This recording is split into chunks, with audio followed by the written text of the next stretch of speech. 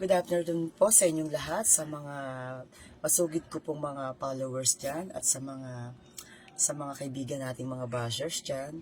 Pagpasensya nyo na po sa Venus for the past few weeks po.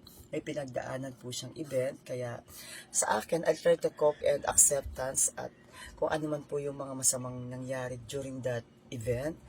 At ako na po ang magko-concede at sabihin ko na lamang din po sa sarili ko na ang bahala na po ang Diyos Ama sa mga tao na nanakit sa akin during that.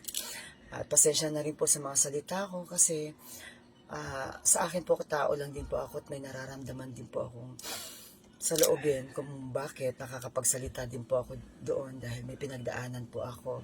At sa mga tao po na nagbabash sa akin, pagpasensya nyo na po sapagkat iba po, kaya nga po, roar po siya, pero definitely, 2 pa po siya.